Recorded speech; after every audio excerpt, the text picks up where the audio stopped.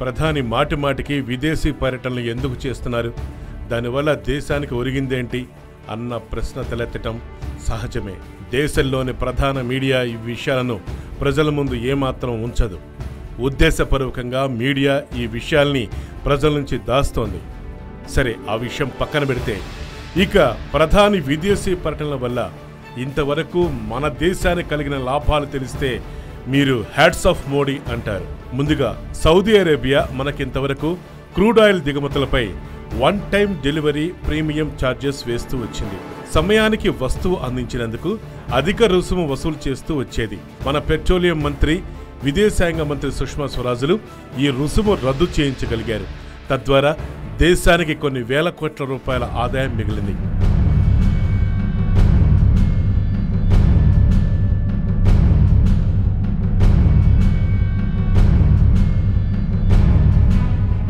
భూటాన్లో మన దేశం 4 hydro electric విద్యుత్ కేంద్రాలు మరియు ఆనకట్టలు నిర్మించడానికి కాంట్రాక్ట్ పొందింది.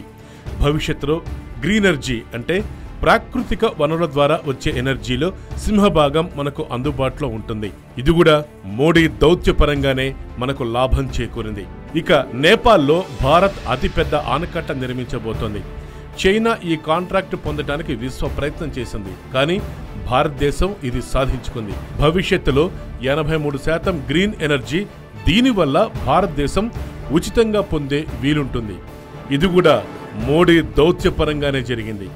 ఇక జపాన్ విషయానికి వస్తే, జపాన్తో సంబంధాలు మోడీ వల్ల ఎంతో మెరుగుపడ్డాయి. ఆ దేశం డిఎంఐసి అంటే ఢిల్లీ ముంబై ఇన్వెస్ట్మెంట్ కారిడార్లో $30 బిలియన్ పెట్టుబడికి సిద్ధమైపోయింది.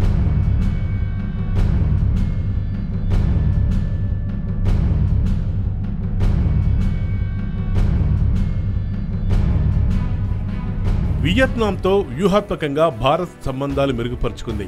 దక్షిణ చైనా సముద్రంలో చమురు అన్వేషణకు ఆ దేశం మనకు కాంట్రాక్ట్ ఇచ్చింది. యూపీఏ ప్రభుత్వం ఇన్నాళ్లు చైనాకు తొత్తుగా వ్యవహరిస్తూ ఈ దిశగా ఎప్పుడూ అసలు అడుగే వేయలేదు. మోడీ చైనా తొత్తు కాదు కాబట్టి, మరియు అంతర్జాతీయంగా చైనాకు వ్యతిరేకంగా సమర్థమైనటువంటి టీమును కూడా లీడ్ చేయటంలో విజయం సాధించాడు కాబట్టి, దేశ క్షేమమే లక్ష్యంగా ముందుకు వెళ్లటం వల్ల ఇది సాధ్యపడింది.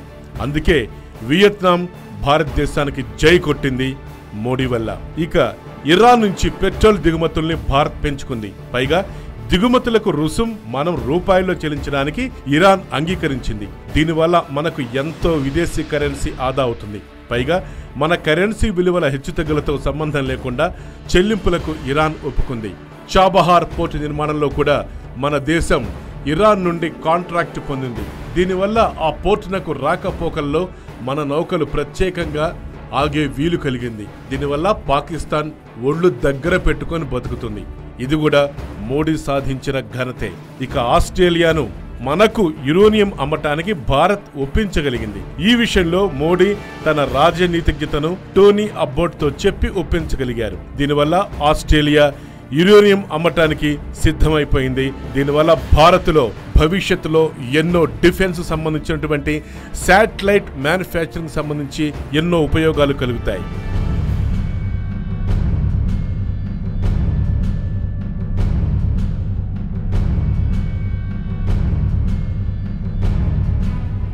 శ్రీలంకలో రాజపక్సే ఎన్నికల్లో ఓడిపోయారు. చైనా ప్రభావం శ్రీలంకపై దీంతో తుడిచిపెట్టుకుపోయింది. శ్రీలంక విదేశీ నీతిలో చైనా ప్రాబల్యం పోయి భారత్ వైపు మొగ్గు ప్రారంభమైంది. ఇందులో మన భారతదేశంలో రా పాత్ర ఎంతో ఉన్నదని అమెరికా గూఢచార సంస్థ CIA బయటపెట్టింది.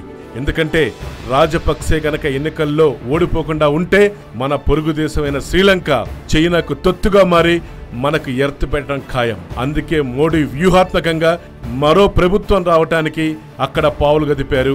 ఇప్పుడు శ్రీలంక భారత్ చెప్పినట్టు చేస్తుంది, నిలబడుతుంది. ఇటు చైనాతో వాణిజ్య లోటు బాగా పెరిగిపోయింది. మోడీ ప్రభావంతో చైనా మన దేశంలో $20 బిలియన్ పెట్టుబడికి ఒప్పుకుంది. అంటే 1,40,000 కోట్ల రూపాయలన్నమాట. దీనివల్ల చైనా వస్తు నిల్వలు తగ్గుముఖం పట్టి వాణిజ్య లోటు తగ్గుముఖం పడుతుంది. ఇక దేశ రక్షణలో జాతీయ భద్రతా సలహాదారైన అజిత్ దోవల్ ఒక తురుపు ముక్క అనే చెప్పాలి. పెంటగాన్ కానివ్వండి, ఇజ్రాయెల్ కానివ్వండి, జపాన్ కానివ్వండి, భారత్తో ఎన్ని ఒప్పందాలు చేసుకున్నాయి చూడండి మీరు. 2008 నవంబర్ తరహా దాడులు ఇంకోసారి పునరావృతం కాకుండా పాకిస్తాన్ పడవల్ని మన ప్రభుత్వం సముద్రంలోనే ఎలా పేల్చివేసి భారతీయుల్ని కాపాడిందో గుర్తు తెచ్చుకోవాలని గుర్తు చేస్తున్నారు నెటిజన్లు. ఇంకోసారి పాకిస్తాన్ అటువంటి దాడికి తెగబడిందా, ఇక అది బెలూచిస్తాన్ వదులుకోవాల్సిందే అంటూ ధైర్యంగా ప్రధాని మోడీ గర్జించారు. దీంతో ఒక్కసారిగా పాకిస్తాన్ తన తోక ముడుచుకుంది. ఇలా గతంలో చెప్పిన ప్రధానిని ఎప్పుడైనా చూశారా?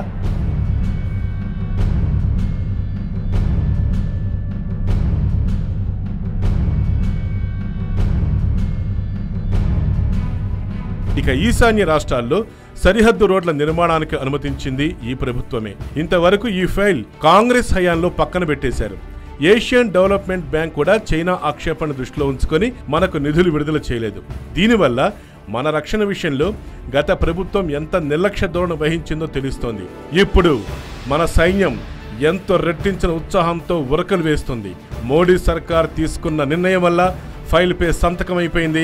ఈశాన్య రాష్ట్రాల సరిహద్దు రోడ్డు నిర్మాణానికి అనుమతించేసింది మోడీ సర్కార్.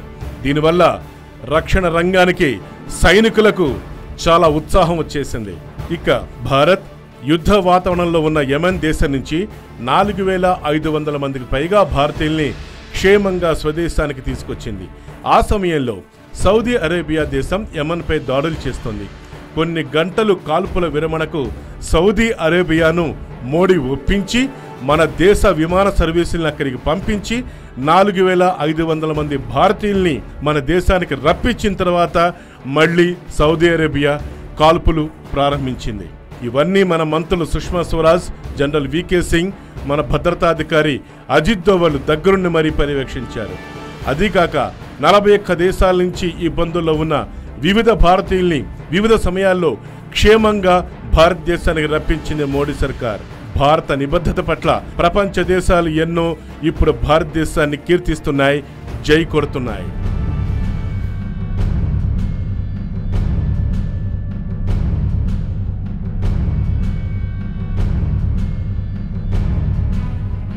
భారత వైమానిక దళం రోజు రోజుకు బలహీనపడుతూ వస్తుంటే మోడీ ప్రభుత్వం రాఫెల్ యుద్ధ విమానాల కొనుగోలుకు అధిక ప్రాధాన్యతనిచ్చింది.